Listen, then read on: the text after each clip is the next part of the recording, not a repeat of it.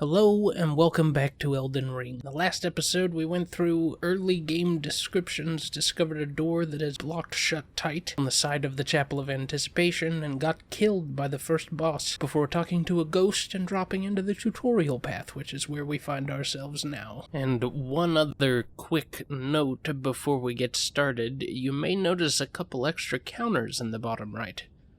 This one will be keeping track of the number of unique enemies we encounter in the game, while this one will be keeping track of the unique items picked up.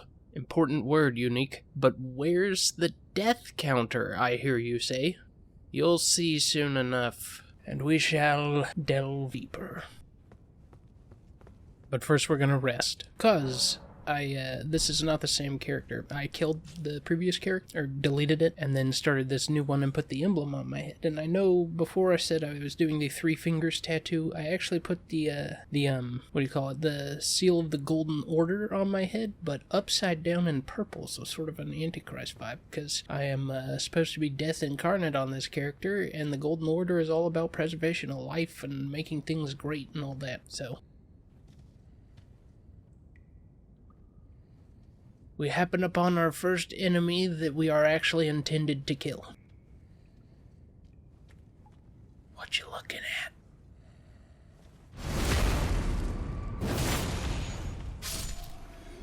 Nifty.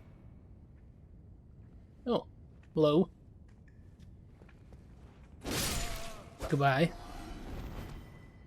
So, today's agenda, I'm gonna start by going through the tutorial, very summarized. And by summarized, I mean I'm just gonna say everything, because I have the tutorials turned off and I don't want to turn them back on. But left and right correspond to your hands. Bumpers are light attack, triggers are heavy attack. Your camera is controlled with the right stick, movement with the left. Hold Y and press a bumper to hand the corresponding armament. One little caveat about the triggers: if you're two-handing, like this, and you pull the left trigger, it goes into combat art. Show, you know what I'm saying? Also does that if you're like dual wielding, but then left trigger also does that for the shield. It uses this skill. And now we're just gonna go say hello to this guy, give him a little poke. Just like that. Hello, friend. Oh, that was a good attack.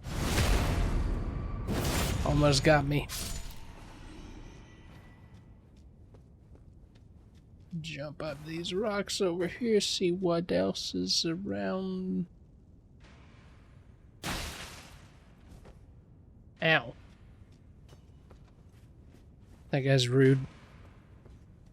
Just gonna go under that guy, because I think we just have the seal, and we can heal ourselves, but that's about it. The Roa fruit. The Roa fruit is a berry-like red fruit that grows in shrubs, easily found everywhere in the lands between. It has a wide variety of uses. The Roa fruit. Enemy with a great shield.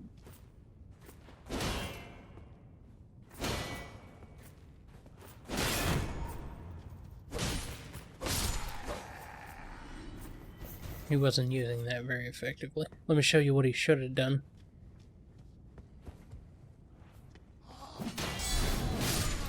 That's what you should do. Right there.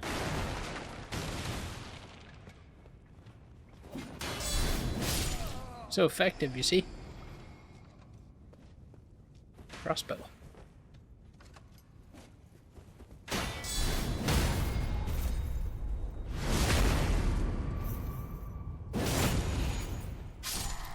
Nice. I like watching things fall. Good fight. What are you digging for there, Sonny? What have you found in the dirt? He's got the strength of an ox, rumbling up that rock. He sounds like he's having fun. Like, let's not bother him. He's living his best life, right?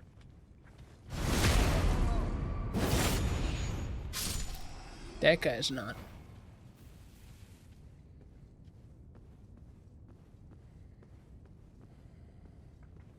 No, no, I'm really sneaky. You can't see me. Okay. If you insist. Why are there so many blood stains? How are people dying to that guy? That's so weird.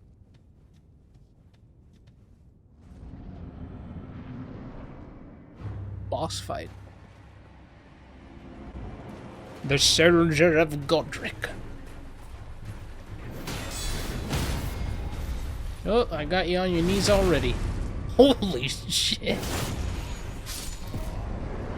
Alright, good fight. Good fight.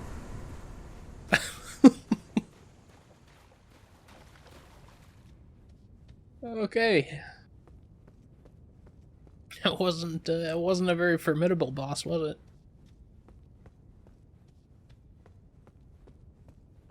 What do we have here? Strength. That's what you get for completing the tutorial area.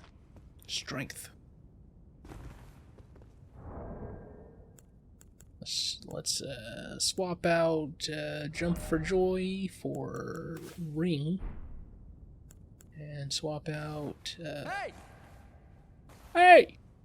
Over here!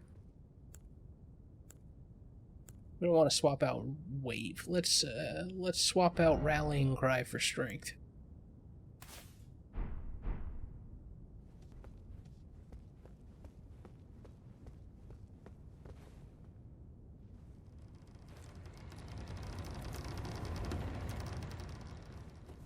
What does this ghost have to say about the fact that we just completed that? Or is he just going to tell us to do it again? Brave Tarnish, take the plunge of learning and remembrance. Recall the arts of war and your warrior's blood. Yes.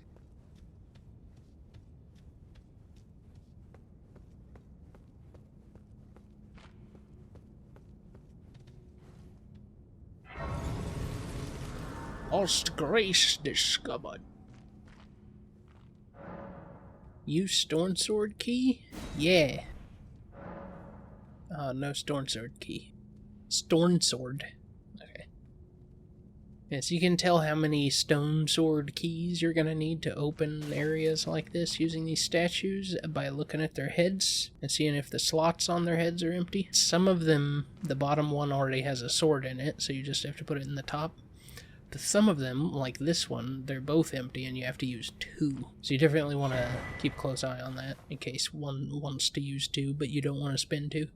Finger Severer and the Tarnished Furled Ring. The Tarnished Furled Finger creates a summon sign for cooperative multiplayer. Arrive as a cooperator with the objective of defeating the area boss of the world to which you were summoned. A finger of corpse wax furled like a hook. It is a relic of those who came before, left to help those who would come after. The Finger Severer is used as a host of fingers to select a summoned player and send them back to their world, or used when you have been summoned to another player's world to return you to your own. This phantom blade severs the link formed by a furled finger, but the Maidens scorn those who abuse it. Well, alright then. We should take care not to abuse it, I guess. I've already run around and smacked the walls in this place a lot on my previous playthroughs. And there's nothing to find other than what you get behind that stone sword key gargoyle, so we're just gonna proceed right through this door into the big beautiful world. Well.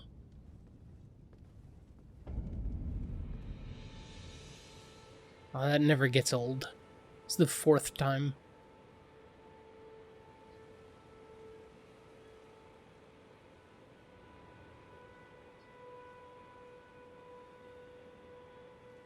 I like how ridiculously bright the tree is compared to the sun. It's like the sun isn't doing anything. Everything's just lit up by the tree.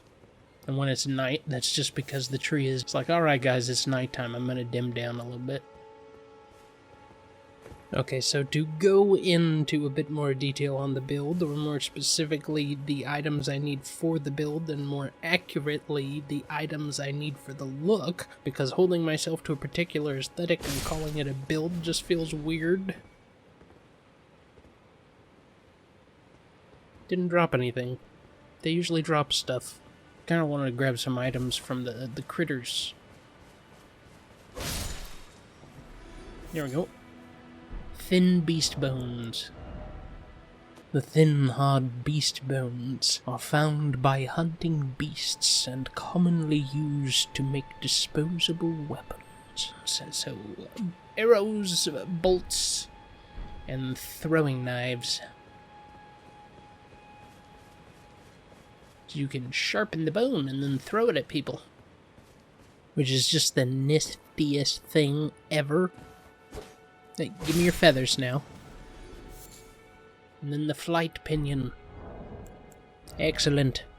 The flight pinion is the flight feather of birds, commonly used for arrow fletchings. Oh, how fascinating it is to find feathers in our journey. And then we happen upon the small golden effigy, which is in fact yet another item for online play. Send a cooperative summon sign to several nearby summoning pools. Activated pools only. In cooperative multiplayer, your objective will be to defeat the area boss of the world to which you were summoned. Cool. And we have another site of grace. And a fella to talk to, standing next to a lantern in broad daylight that's lit. Oh, yes. Tarnished, are we? Come to Yep. the lands between for the Elden Ring? Mm-hmm. Of course you have. No shame in it. Unfortunately for you, however, you are maidenless. Without guidance, without the strength of runes, and without an invitation to the round table hold, you are fated, it seems, to die in obscurity. That's a shame. Luckily for you, however, there is one shining ray of hope for even the maidenless. Me. Vare. Take care to listen. Are you familiar with grace? The golden light that gives life to you tarnished. You may also behold its golden rays, pointing in a particular direction at times. That is the guidance of grace, a path that a tarnished must travel. Indeed. Grace's guidance holds the answers. It will lead you tarnished to the path you are meant to follow, even if it leads you to your grave. You know, that's all great information, but I'm kind of stuck on the fact that he's covered in filth and his hands are covered in blood, but he referred to himself as my shining ray of hope. But you know what, let's not judge a book by its cover. Maybe he's a fantastic person. Grace's guidance will reveal the path forward, most certainly. To Castle Stormvale, over on the cliff, the home of the decrepit demigod, Godric the Grafted. It's time you set off, I should think. To Castle Stormvale on the cliff, where Grace would guide you, if you seek the Elden Ring, maidenless as you are. Okie dokie. That guy seems super cheerful. And I suppose, since this is a YouTube video and all, I should follow the lead of my fellow social media folk and smash my face against this wall of a man over here until I prevail. Hello, sir.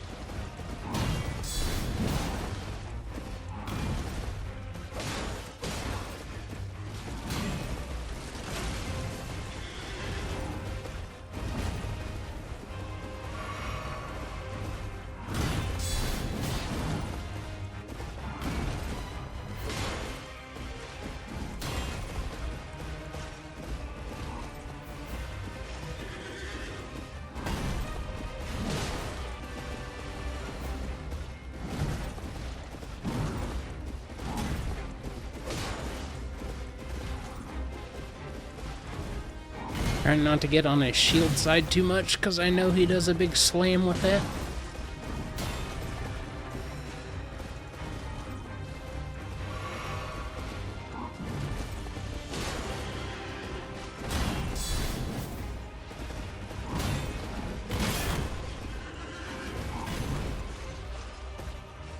Ooh.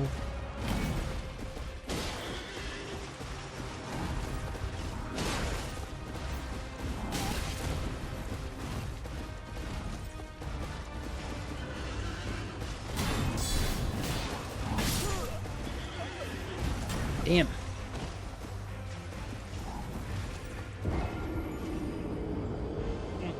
Give it another go. Did I pick up... I picked up another thing. Yeah, that's right, I picked up the Erd Leaf. The Erd Leaf flower is a dusky yellow flower that has started to fade to brown.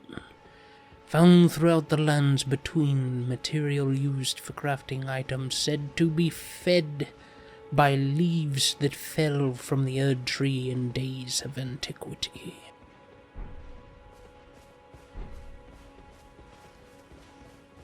Neat. I love the lore and the items in these games. I hope FromSoft just keeps making games forever.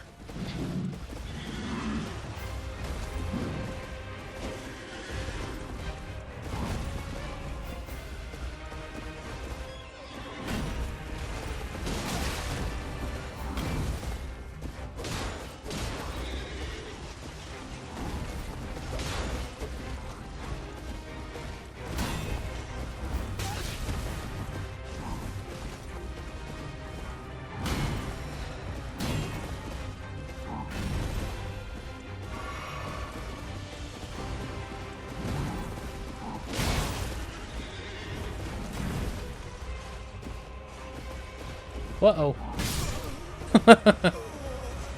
Alright.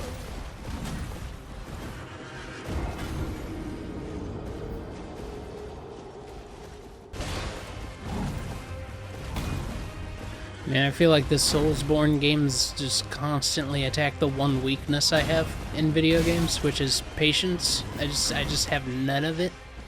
And it's like, well, you have to have it to kill these things. I'm like, oh, I guess I lose then.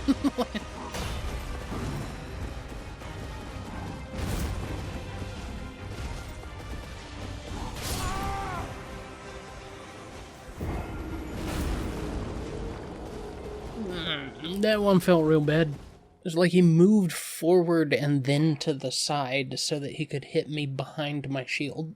Which doesn't make any sense because he's an entire knight on an entire horse. How would he do that in one motion?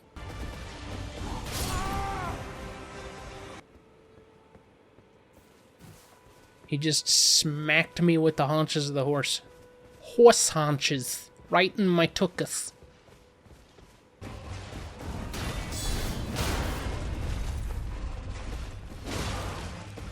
Nice. Some enemies you could stagger like that, and then there's like an orange dot. If you attack, it'll do like a big critical hit, but some enemies, like the Tree Sentinel here, it's just an opportunity for a free attack.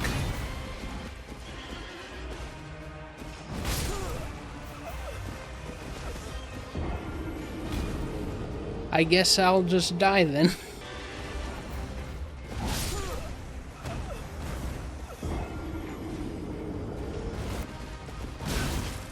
Ouch! Ouch!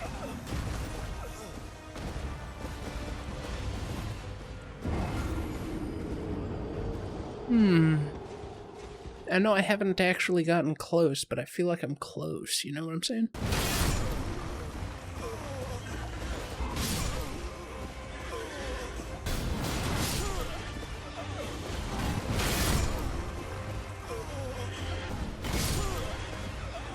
Okay. Those are some pretty rapid attacks there at the end. He's just like, bam, whack. Those are real sound effects made by my mouth. In case you weren't aware, that wasn't done by a machine. That was me. Look, I'll do it again. Bam, thwack. Crazy, right?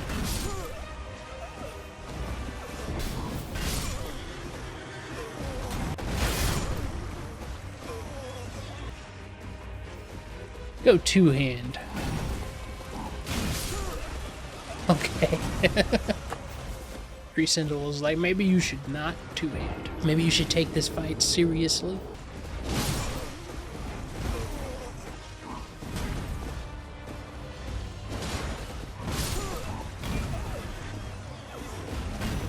You know what? What am I doing?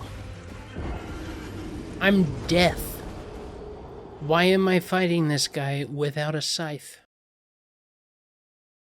I'll be right back. Alright, I think I started to talk about the build earlier and got distracted by the absence of critter items after killing a critter. And then I just completely forgot.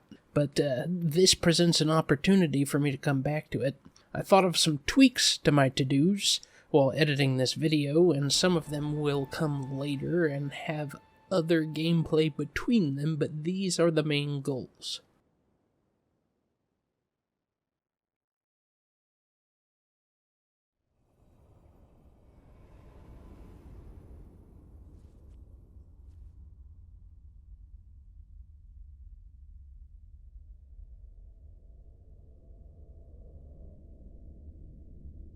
Greetings, traveler from beyond the fog.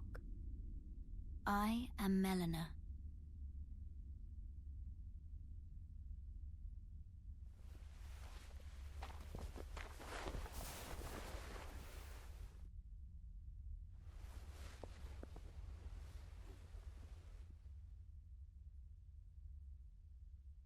I offer you an accord.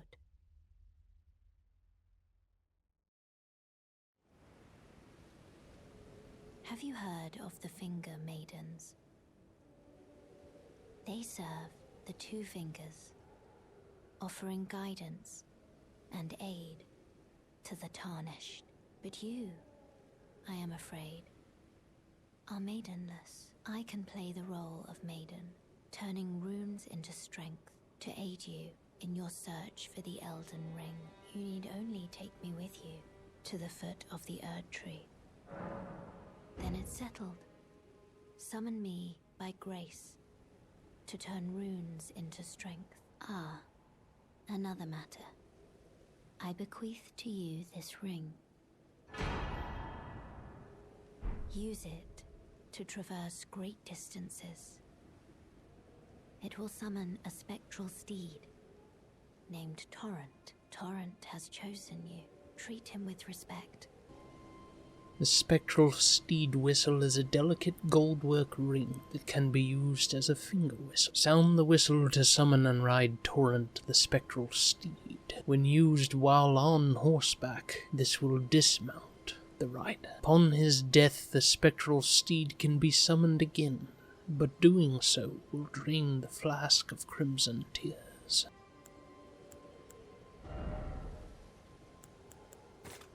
One.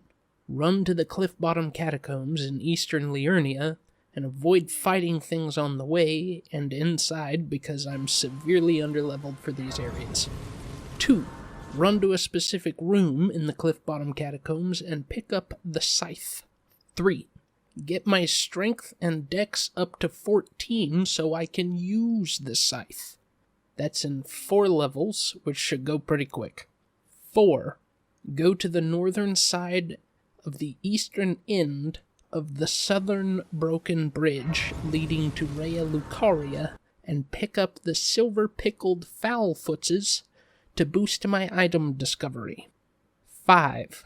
Go to the graveyard northwest of Stormvale Castle just before Liurnia and use the silver pickled foul feet to assist in farming scythe-wielding skeletons for the grave scythe. And 6. Perhaps the single most important item on the checklist. Tell any family members, co-workers, or anyone else that asks me if I'm winning to shut the fuck up, because the fact that video games haven't been that simple for decades means you're paying so little attention to my hobbies that it's obvious you don't actually care, and I loathe false courtesies. And obviously I love my family members, and I'm joking because I have just like the biggest shit-eating grin on my face, and I'm holding back laughter. It's, but seriously though, just don't do that. It's bad. Now I'm gonna let you watch me go through the dungeon at normal pace just once to see what I'm dealing with to try and get this thing. It's important that I have it, but it's a pain in the ass.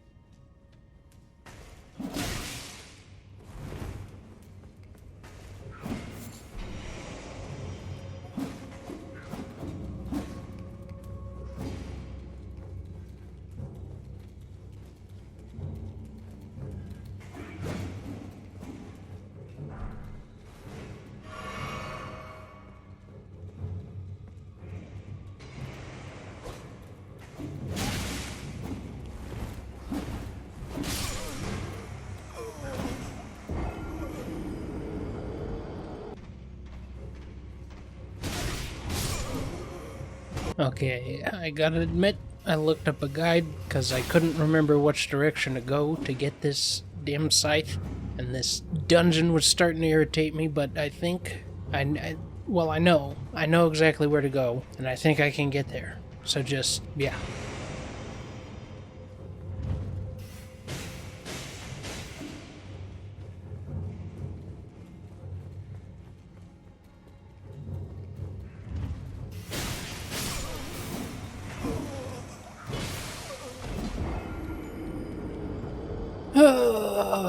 Yep.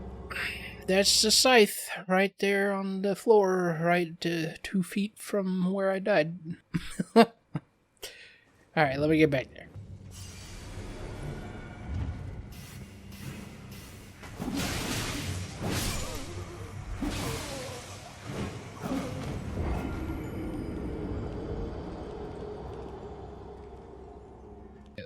So, we got the scythe, but it requires 14 strength and 14 dexterity, which means we need to level up 4 times to use it. I will do that at the beginning of the episode next time, and then we will take down the Tree Sentinel as Death. But we picked up some items. So before we end the episode, a large scythe featuring a long, slender blade.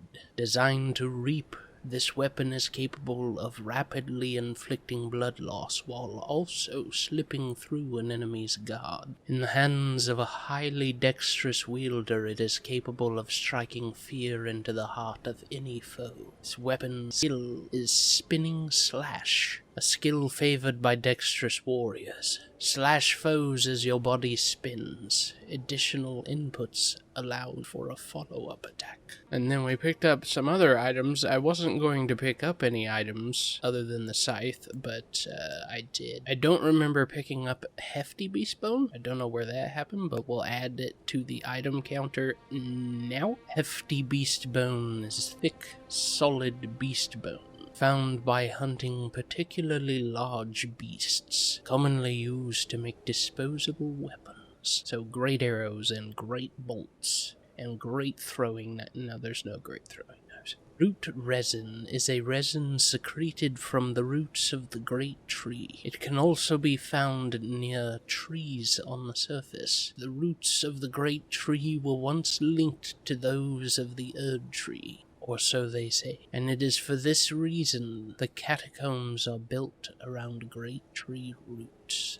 Grave glovewort is a white flower that blooms in catacombs, each a soundless bell used to summon spirits. Strengthens ashes to +2. Spirit tuning is not merely the simple act of imbuing strength. It is an art that lies somewhere between tuning an instrument and conducting a conversation, leaving both parties enriched. Right, and that's gonna do it for this episode. I hope that you all enjoyed yourselves immensely, and if you did, don't forget to hit the subscribe button or like button, or because sometimes I forget to do that and it sucks. I have ADHD, I forget to do it a lot. Sometimes is a lie, but I digress. this is the end of the episode. I'll see you all very, very soon. Bye-bye.